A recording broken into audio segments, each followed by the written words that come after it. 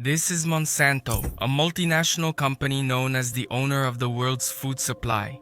Just like most people, before making this video, I had never heard of its name. Its clients are farmers, a very small portion of the population, but its products affect the billions of people who need to eat every day on the planet. It's the kind of company that, even if you don't know it, might be on your own plate of food. Since its founding in the last century until now, Monsanto's history has been full of controversies. For many, it holds the title of one of the most evil companies in the world. Being curious, I dug deep into this subject, and I'm here to share with you why it's so hated and considered the devil in the form of a company. Prison? It's 1901 in St. Louis, United States. John Queenie, in his 40s, never finished high school. He started his own company with $5,000. And lacking a better name, he looks at his wife, Olga Mendez Monsanto, and thinks, why not? John then opens his company, literally using his wife's last name. 35 years before that happened, his namesake, John Pemberton, invented what would become the most famous soft drink in the world. At the beginning of the 21st century, the Coca-Cola company needed caffeine and an artificial sweetener for its soda, so it started producing saccharin, a sweetener between 300 and 500 times sweeter than sugar. Monsanto got its first major client, and besides Coca-Cola, two other things out of control helped the American company take off. Without the First and Second World Wars, Monsanto might not exist today. The free trade agreements, which were blocked because of the wars, allowed the nascent chemical industry in the United States to develop away from the brutal European competition. The German companies BASF and Bayer were far enough away from Monsanto to enter the blue ocean of the chemical industry in its own country. Even more so with a little help from the American government, which started pouring a lot of money into this sector. March 19, 1933, John Queenie dies but leaves behind the legacy of his company. Despite knowing little about chemistry, he got Monsanto into the top 10 chemical companies in the United States. The fact is that, a little before the turn of the 20th century, his company was no longer a chemical industry. The company's business model changed radically. Monsanto became number one in the world's food supply. During this time, some perverse things began to emerge.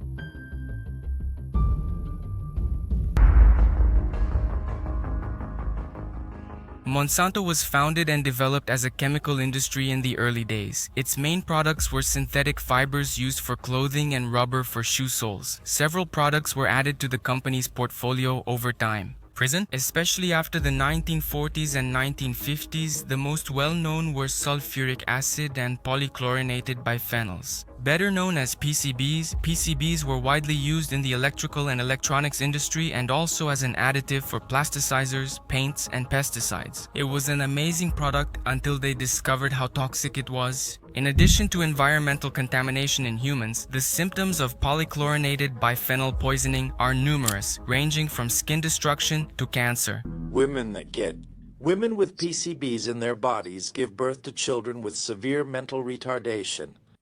The most bizarre thing about this is that Monsanto knew about all the harm that PCBs could cause. Monsanto knew about PCBs. An organization for environmental protection in Washington District of Columbia posted Monsanto's confidential internal files online. 1937. Exposure to polychlorinated biphenyl causes systemic toxic effects and acne-like skin eruptions. Another internal document from Monsanto from 1969 shows that they were discussing what to do with PCBs. Monsanto said they had two options: either get out of this business or sell as much as possible and do nothing. That's the document. Look, this is from 69. This is this confidential document, and what? For those listening, these are handwritten notes, and the topic is snowballing. What's next? We have a few options. Look at that. We can either go out of the business, that didn't sound great, or we can, quote, sell the hell out of them as long as we can and do nothing else. Polychlorinated biphenyl production peaked in 1970. It is estimated that the total worldwide production from 1920 until its ban in 1979 in the United States was 1,200,000 tons. Out of that amount, 40% ended up in the environment. Several people died, and others were left with lifelong after effects. Are these the medicines? Yes, and there are more here. What's your polychlorinated biphenyl level? 63.8 in the blood? I just ask that you let me die in peace, and they will pay for what they did to us.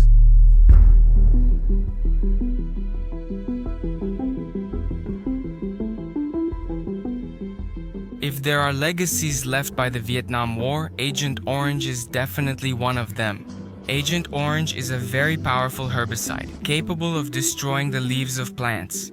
For 10 years, it was used on a large scale by the United States Air Force to defoliate the dense forests of Vietnam. The intention was to clear the vegetation to expose the North Vietnamese troops who were taking refuge there.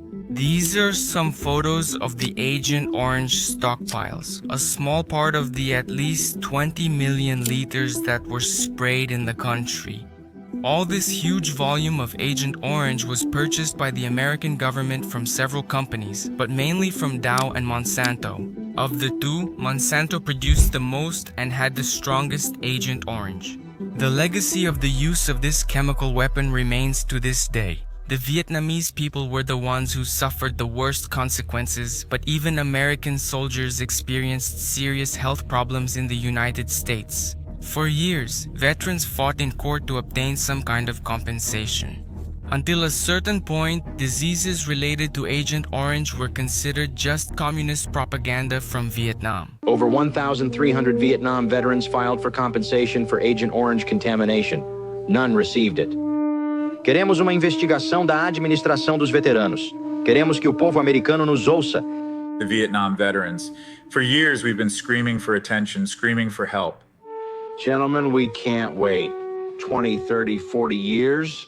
The lack of scientific consensus was one of the main arguments of the American government for not taking responsibility. We don't mean to say that there isn't an Agent Orange effect, but at this point in time, we don't seem to see anything that confirms that there's something there specifically. In the end, 2.4 million veterans who filed a class action lawsuit reached an out-of-court settlement with the manufacturers of Agent Orange. But even so, they continued to be reluctant, at least publicly, about the safety of the product. Agent Orange was a safe product when it was used in the Vietnam War, and it's a safe product today. The story changed after more than 20,000 confidential documents from chemical companies and regulatory agencies were leaked and became known as the Poison Papers. Articles, reports, letters, and internal studies confirmed the companies fully knew how toxic Agent Orange was, or better said, dioxin and its other components such as 2,4,5-T. Monsanto's Agent Orange 2,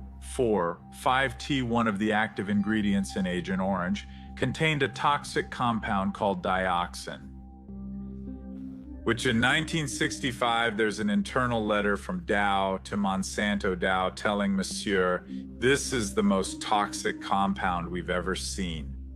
Both veterans and Vietnamese citizens would be exposed to this. Monsanto was also accused of falsifying studies about the ability of dioxins to cause cancer in 1985. Monsanto's medical director stated under oath that studies were manipulated and that he was aware of such manipulations. 27 cases of cancer among workers exposed to dioxins were excluded from a scientific study. The story began in Nitro, a Monsanto factory that produced a powerful herbicide called 2,4,5-T in 1949. An explosion at the factory caused unexpected side effects.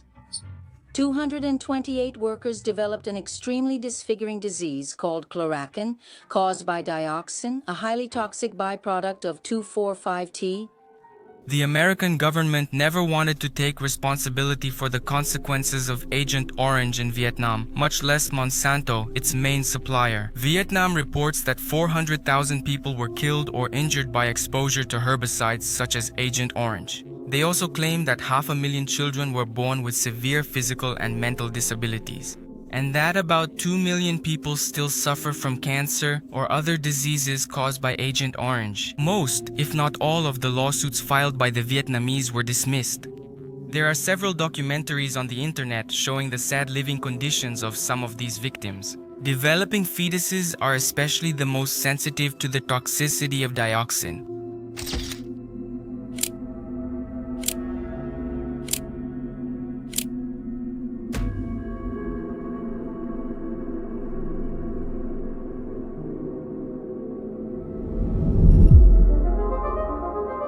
When we study the history of Monsanto, a big question comes up. Why did a chemical industry become an agricultural company? The answer is partly in the 70s and 80s. In 1973 and 79, the world experienced what became known as the oil shock. Good evening.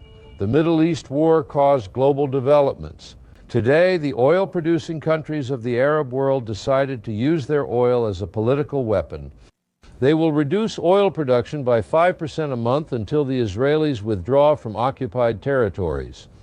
If the Arab countries keep that pledge, it would reduce their production by almost 50% in 1 year. With the shortage in supply, prices went up by as much as 400%. It was a global energy crisis, and that opened the eyes of countries and companies, including Monsanto. At that time, 80% of its product line depended on petroleum and natural gas derivatives. To reduce the risk of depending on a commodity with extremely volatile prices, they decided to make a tough decision. Entering the biotechnology sector was risky, but it ended up yielding many billions of dollars. And if there's one thing that brings in a lot of money for a company, it's creating a product with a strong proprietary character, or better yet, creating a product with patent protection. The patent law originated as the Statute of Monopolies in 1624. Companies with patented products, as a rule, have a large market concentrations. It's no wonder that big investors love to put their money in sectors where a certain company has a large share, in other words, an almost monopoly. The world's greatest investor, Warren Buffett, can attest to that. That's his opinion, for example, about Google, which has 91% market share. It is an extraordinary business, and it has some aspects of a natural monopoly. So, a new product was of vital importance for Monsanto's revival, glyphosate. In the 1960s, they sold a phosphate-based detergent. But they had to stop production when it was discovered that the product was polluting rivers, lakes, and waterways in general.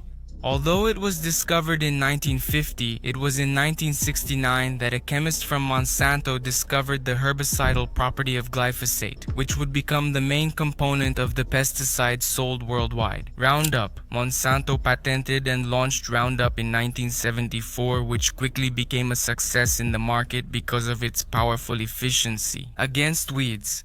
This is Roundup, the first biodegradable herbicide. It destroys weeds from the root, but leaves the soil and Rex's bone free from pollution. Roundup, the weed killer. The controversies with this new product already start with the commercials. Monsanto was accused of spreading misleading advertising by using the word biodegradable, brain. It leaves the soil clean and respects the environment. According to a specialist, a test conducted by Monsanto itself proved that only 2% of the product had been absorbed after 28 days. False advertising, although it's a bad thing, is far from being something exclusive to Monsanto. Almost every day we come across a new commercial with false promises. But hold on, the worst things are saved for the end.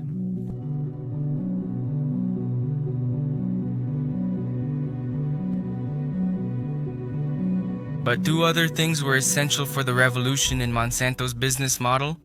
First, creating crops that were resistant to Roundup's glyphosate. This way, it would be possible to spray the herbicide while the corn or soybeans, for example, were still growing. That way, you would only kill the weeds and leave your crop intact. They did this by altering the seed's genes, inserting glyphosate-resistant bacteria into their DNA. Monsanto patented glyphosate-tolerant seeds known as Roundup Ready. The second way that Monsanto fully transitioned into a biotechnology company was by creating another type of genetically modified seed cell, but this time insect-resistant means the introduction of a gene from a bacterium that produces a toxic protein which becomes a natural pesticide, speed. So when a caterpillar, for example, feeds on any part of the crop, it dies. These seeds became known as Bacillus thuringiensis seeds. These two new genetic engineering technologies from Monsanto were extremely successful. Now imagine the same company sells both the seed and the pesticide. In September 1997, Monsanto had already spun off all its chemical business into a new subsidiary company called Solutia. Its dark past in the chemical sector was assigned to another name. It no longer acted like a chemical industry, but rather as an agribusiness company. Its chief executive officer at the time even described the company as the Microsoft. In agriculture, the big promise was a future where farming would use few pesticides and an increase in productivity would end hunger. Farmers worldwide were amazed by the innovation. It was a new opportunity to reduce costs and increase profitability, labor. In the United States, the adoption rate of genetically modified seeds went from 20 in 1996 to over 80 in 2020. In our country, it was no different. At the time, major Brazilian producers viewed Monsanto's new genetically modified soybean as their top choice. So for us who knew soybeans, knew the herbicide, knew our shortcomings and the potential of the herbicide,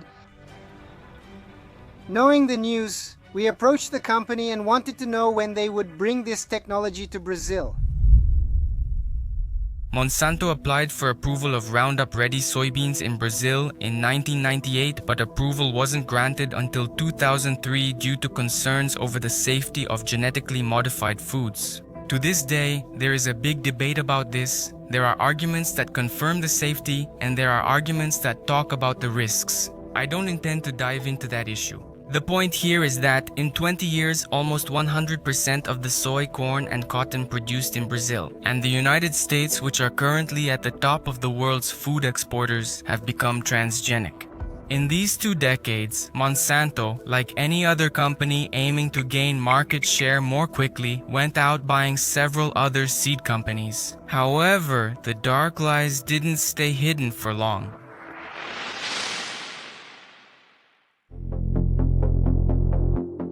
The first big lie is that it's not. The use of herbicides and petrochemical inputs in agriculture did not reduce the idea of doing more with less. It was nothing but a farce. The Bacillus thuringiensis seed, which is pest-resistant, did indeed reduce the use of insecticide, but that was not the case with Roundup's glyphosate. This is what happened with Roundup Ready technology. This is 92. So remember I said Roundup was created in the 70s, but it wasn't really used that much, you know? But look at the Midwest. I mean, it goes from almost none, almost very little, to swarms and swarms. And that's because you've made crops that are now resistant to glyphosate, so you can spray it as much as you need to kill your weeds. This is a graph that shows the evolution of weed resistance to glyphosate. From 1996 to 2020, there was a huge increase from 15 to 18 times. Something that in the 1990s Monsanto said wouldn't happen, as we can see in this other graph. Only at the beginning of the adoption of Roundup Ready technology did many other herbicides stop being used. The dashed line shows how much of other herbicides are used. For 4,000 square meters of soybeans, the solid line indicates the glyphosate amount used on that area.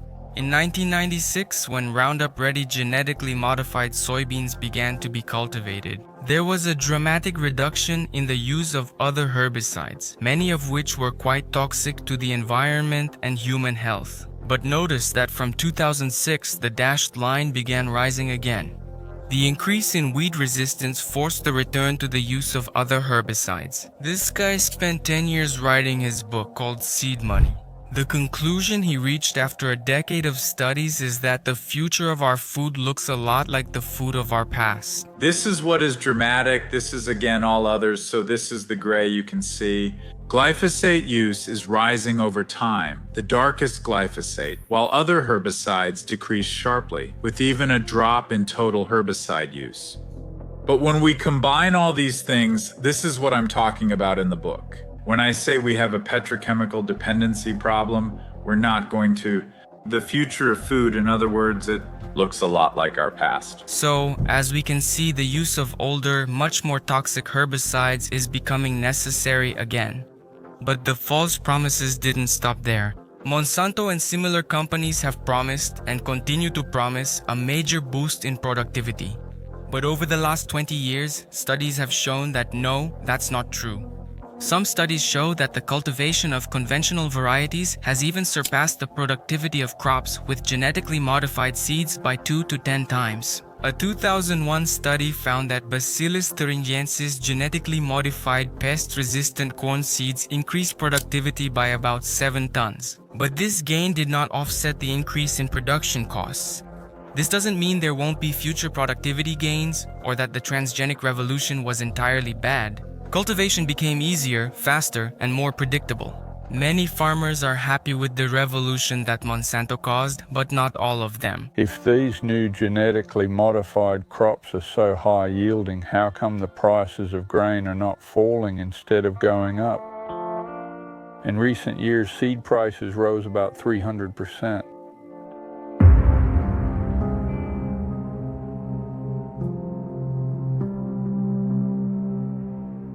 Monsanto's new agricultural business model was born with a big problem. Its new product, which would generate billions in profits, is a seed.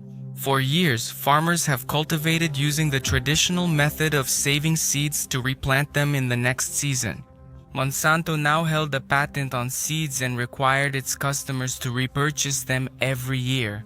Anyone who signed the contract was barred from saving them. Patented seeds have been violated ever since intellectual property law was invented, and it would be no different with seeds. A 2013 report found Monsanto filed 142 lawsuits against 410 farmers and 56 small businesses in the United States. Seed control is not a new weapon, it's a very old weapon. Pharaoh in Egypt did it. Israelites had to go to him and beg for seed.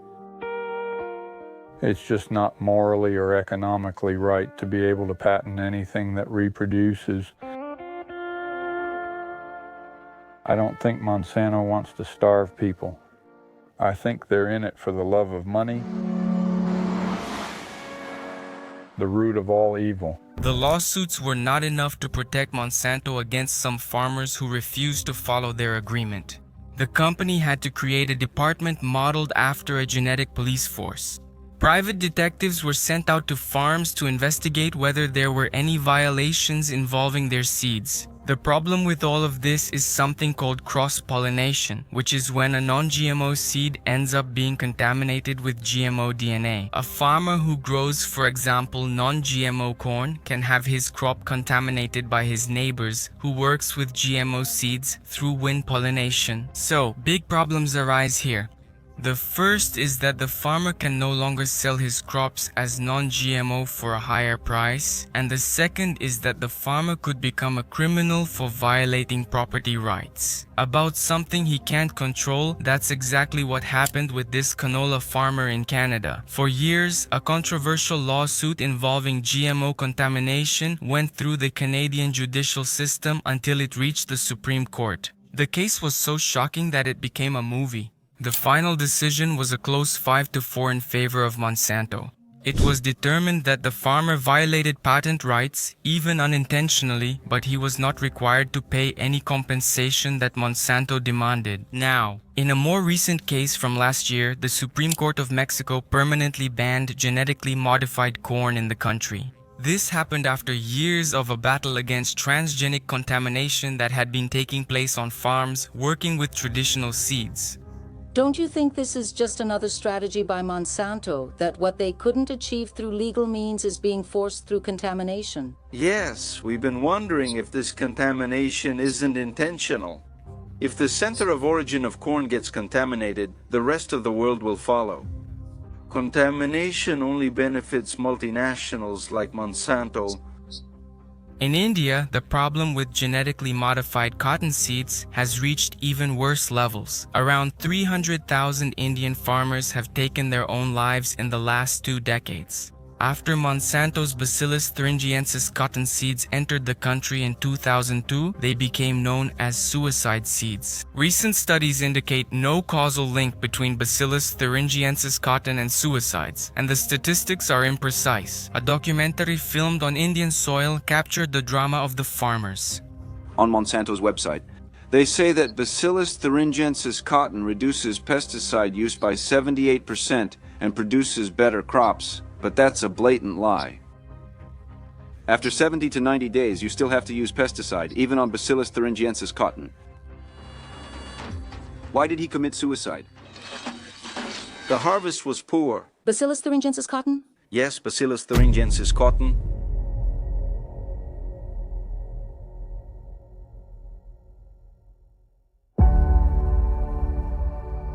Bayer, the German pharmaceutical and chemical giant, bought the American company Monsanto, the world's largest seed and agricultural research company, for $66 billion.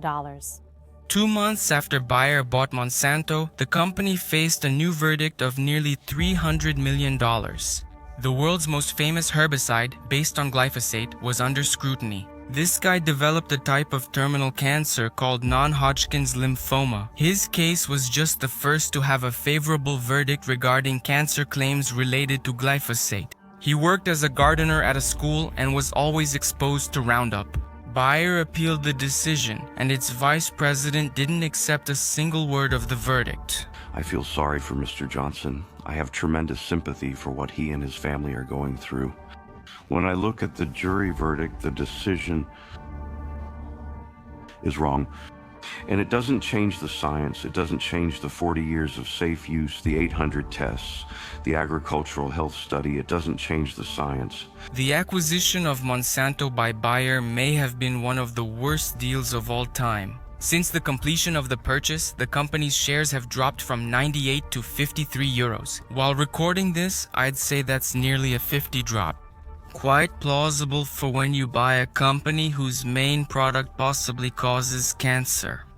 As if the devaluation wasn't enough, in 2020, Bayer announced a $10 billion deal. That's right, completely, to settle about 18,000 lawsuits claiming that glyphosate causes cancer. There is still no definitive certainty about whether glyphosate is carcinogenic or not. In 2015, the International Agency for Research on Cancer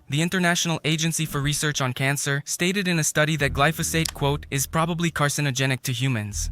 Monsanto, or rather Bayer, now confirms the safety of its product in 800 scientific studies. Yes, it's true. Glyphosate may have 800 scientific studies, but they forget to mention how independent those studies are. When Monsanto says there are 800 studies showing that it's safe, we have no idea how many of those studies might be authentic, independent scientific studies. We know that the scientific literature has been corrupted. The tobacco industry manipulated scientific studies for years to divert attention from the risk of cancer from smoking. So the cigarette industries understood this authority, so they used pseudoscience. You might see someone who is obviously a scientist sitting with a cigarette looking through a microscope, or a scientist with an early space program motif behind them, or a scientist with a laboratory behind them. They often cited scientific studies that were completely invalid. Often they were paid for by the industry to make a specific point rather than to ask a question. And that these were very simplistically put out as scientific findings about the safety of their tobacco products. It's not new that some industry can buy the opinion of science. Monsanto may not have done this, but some documents, which became known as the Monsanto Papers, exposed some, we could say, dirty tricks.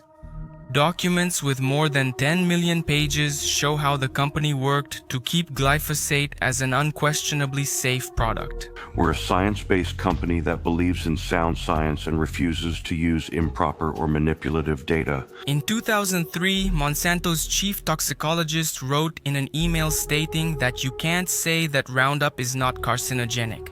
We didn't do the necessary tests on the formulation to make that claim. When the World Health Organization's International Agency for Research on Cancer prepared to analyze glyphosate, a Monsanto toxicologist emailed, "What we were very worried about has happened."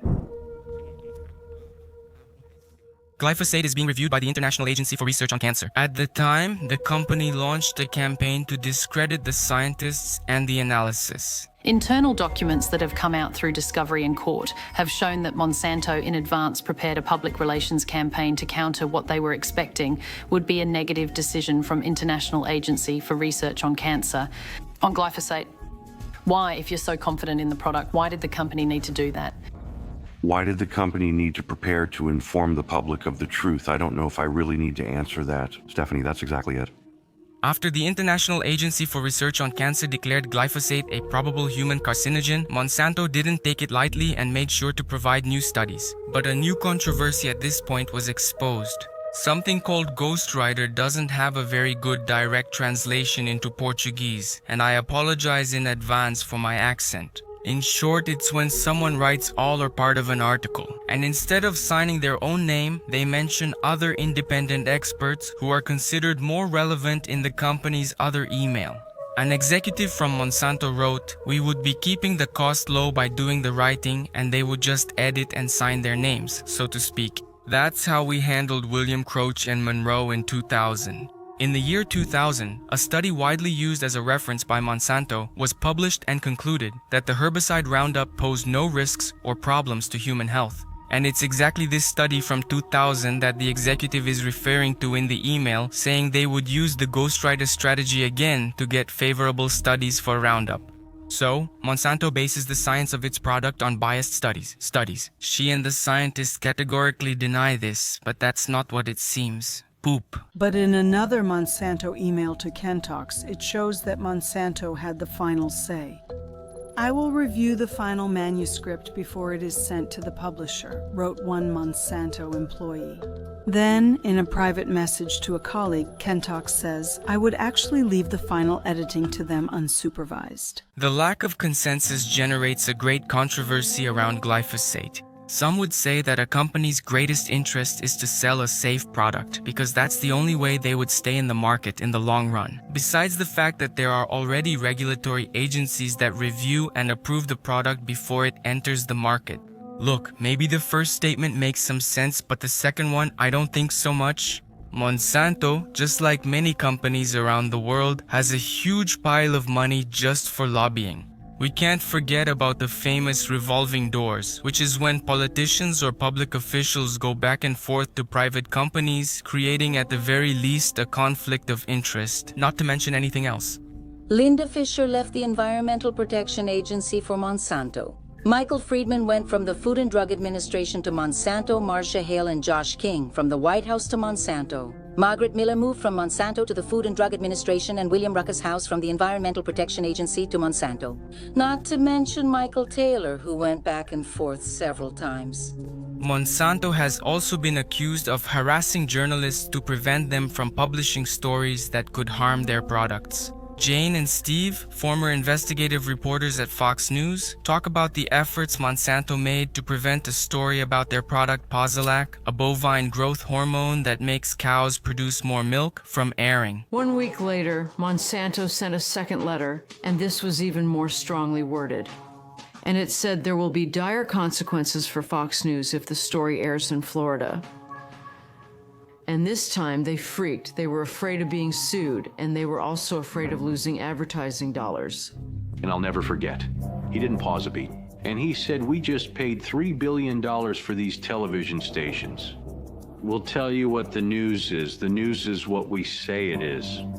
I said, "I'm not doing that," and he replied, "Well, if you refuse to present this story the way we think it should be presented, you'll be fired for insubordination."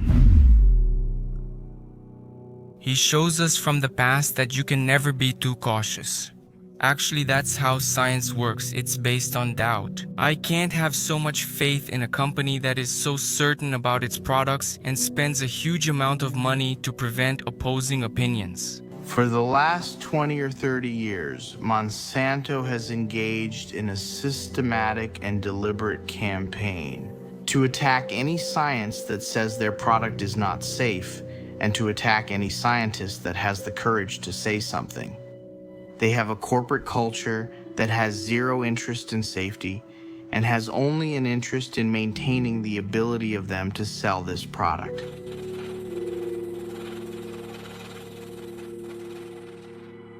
I've titled this video Monsanto, the world's most evil company.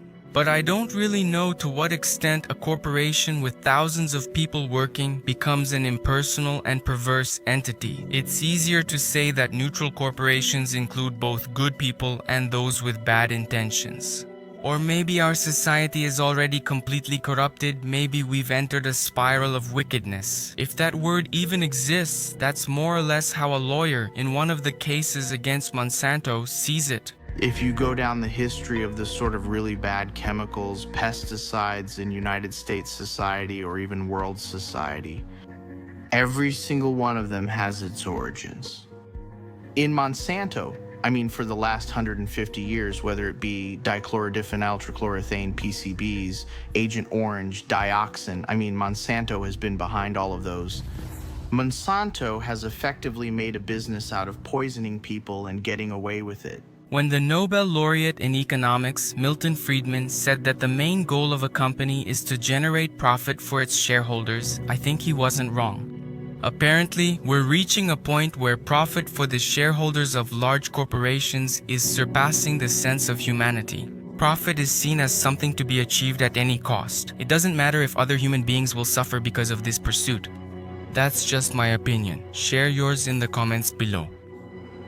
I want to wrap up this video quickly by sincerely thanking everyone who subscribed to the channel and helped us reach 100,000 subscribers. A big hug and see you in the next video.